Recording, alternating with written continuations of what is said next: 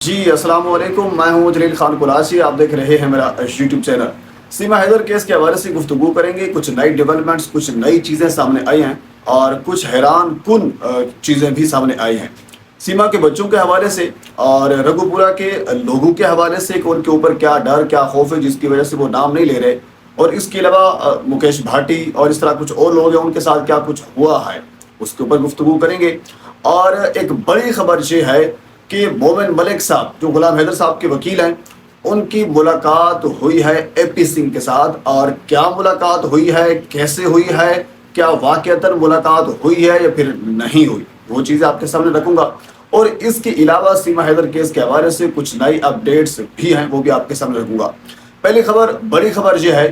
کہ سیما حیدر کے بچیوں، لڑکیوں کے حوالے سے باقاعدہ طور پر ایک تحقیق کے بعد ایک خبر سامنے آئی ہے۔ ہماری ایک سسٹر ہے سریتا کتھیٹ، ہمارے لائیو سیشن میں جوائن کرتی ہے، بڑی اچھی خاتون ہے، ریسرچر ہے، بڑی اچھی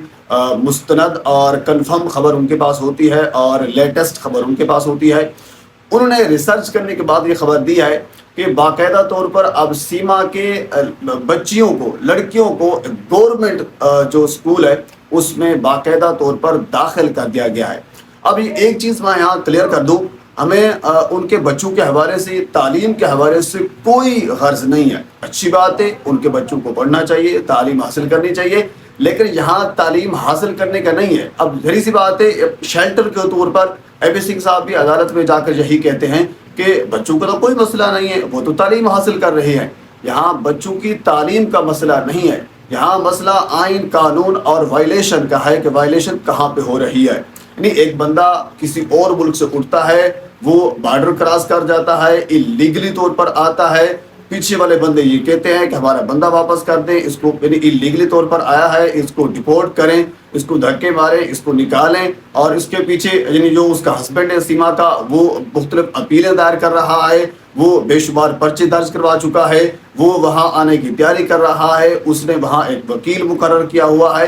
یعنی یہ قانونی جنگ جو پیچھے والے اس کے ورثاء آپ کہہ سکتے ہیں، کیونکہ یہ سیما تو میرے خیال میں غلام حیدر کی طرف سے اگر بولے تو وہ مر بھی چکی ہے ایک قسم کی، لیکن ورثاء اس وجہ سے میں لفظ استعمال کر رہا ہوں، وہ چلا رہے ہیں کہ ہماری خاتون، ہمارا بندہ ہمیں واپس کریں، لیکن آگے والے اسٹیٹ یہ کہتے ہیں کہ نہیں، ہم اس کی تعلیم کا خیال رکھیں گے۔ تو یہاں تعلیم کا سوال ہی پیدا نہیں ہو رہا، یعنی سوال کچھ اور ہو رہا ہے، جواب آپ کچھ اور دے رہے ہیں۔ تو اے پی سنگھ صاحب جو ہیں یہ بارہا عدالت کے اندر کہہ چکے ہیں کہ بچوں کا کوئی مسئلہ نہیں ہے، وہ تعلیم حاصل کر رہے ہیں۔ لیکن یہ خبر جو ہے یہ سریتا کتھیٹ صاحبہ نے دی ہے۔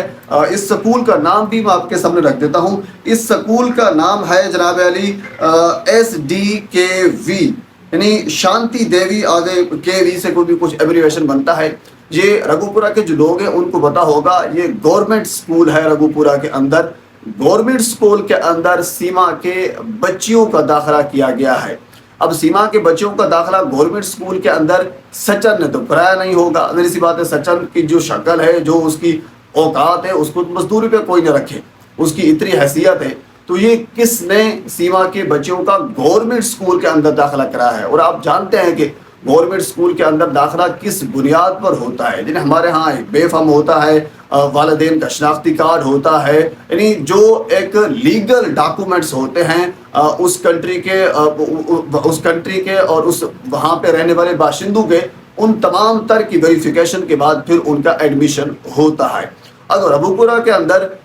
گورنمنٹ سکول کے اندر داخلہ کس بنیاد پر کیا گیا ہے ہمیں اس چیز کا نہیں پتا، لیکن ایک چیز اس سے پہلے ایک دو دن آپ نے پہلے سنی ہوگی کہ ایک MLA صاحب نے بھی یہی کہا تھا کہ سیما کو اوپر ہمیں فخر ہے، ہمیں رگو پورہ کے جو لوگ ہیں ہمیں ان کے اوپر بھی فخر ہے کیونکہ انہوں نے سیما کو قبول کیا ہے، وغیرہ وغیرہ، اس قسم کی سٹیٹمنٹ۔ گورنمنٹ کے ایک آفیشیل نمائندے کی جانب سے اس قسم کی سٹیٹمنٹ دینا یہ بھی ایک سمجھ سے بالا تر ہے۔ اور اس کے بعد اچھا، بہت سے لوگ یہ سوال کر رہے تھے کہ رگو پورہ کے جو لوگ ہیں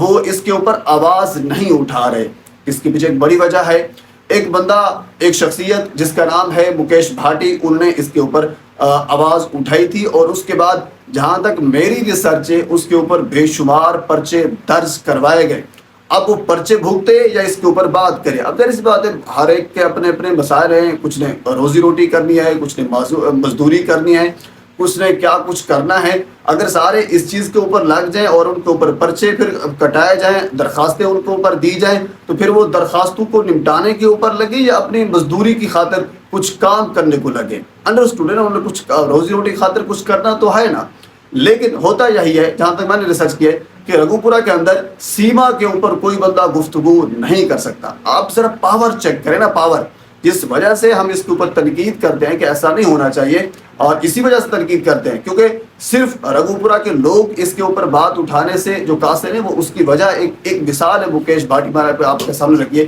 اس کے اوپر بے شمار پرچے درج کیے گئے ہیں، تو اسی وجہ سے کوئی اور اب نام لینا گوارا نہیں سمجھا، وہ کہتا چلے بھاڑ میں جائے یار، ہمارا کیا تعلق ہے، رہتی ہے تو رہے، اس کے بچے پڑھتے ہیں گورنمنٹ اسکول میں تو پڑھیں۔ پر یہ بڑی ایکسکلوزیو خبر سامنے آئی ہے کہ بچیوں کا داخلہ ہو گیا ہے، اب بچے کا داخلہ ہونا باقی ہے، گورنمنٹ اسکول میں داخلہ ہونا بڑی بات ہے۔ اب اس کا مطلب یہی ہے کہ جو ریاست انڈیا کی، انہوں نے باقاعدہ طور پر آفیشلی طور پر سیما حیدر کو ایکسیپٹ کر لیا ہے، جو کہ انتہائی افسوسناک ہے، ورنہ سمجھ سے بال آتا ہے میرے سے۔ اس سے اگلی خبر جو میں نے آپ کے دینی ہے وہ ہے مومن ملک صاحب کے حوالے سے، یعنی سوشل میڈیا کے اوپر یہ چہم گویاں تھی کہ مومن ملک صاحب کی ملاقات ہوئی ہے اے پی سنگھ کے ساتھ۔ اے پی سنگھ آپ جانتے ہیں کہ بڑے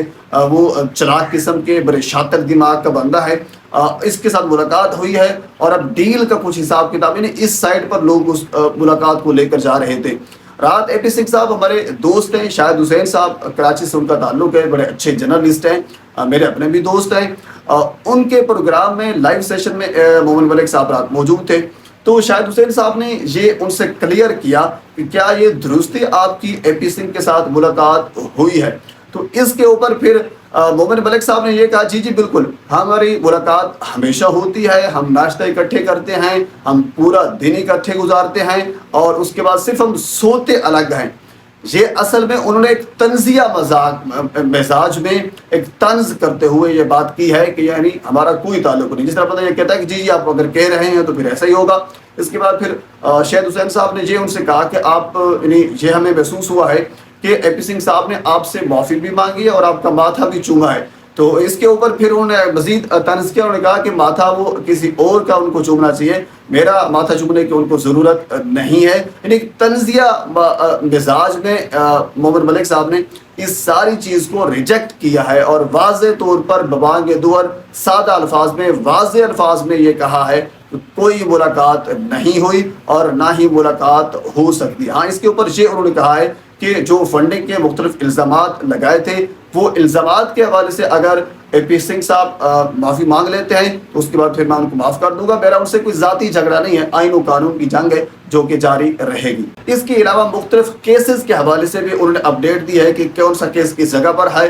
کیسز کے حوالے سے ایک مکمل ایک اور ڈیٹیل کے ساتھ ایک الگ ویڈیو بھی میں آپ کے سامنے رکھوں گا، یا ہو سکتا ہے آج رات کو میں اس کے اوپر ایک لائیو سیشن بھی کر سکتا ہوں سریتا کے ساتھ یا کسی اور پینلسٹ کے ساتھ۔ پر سیما حیدر کیس کے حوالے سے جو ہی اپڈیٹ آتی ہے، جو ہی مزید کوئی چیز سامنے آتی ہے، میں ضرور آپ کے سامنے رکھوں گا۔ ایک مرتبہ آپ سے گزارش ہے میرے چینل کو سبسکرائب کر دیں تاکہ آنے والے ہر انفارمیٹیو ویڈیو آپ تک پہنچ سکے۔ اللہ حافظ۔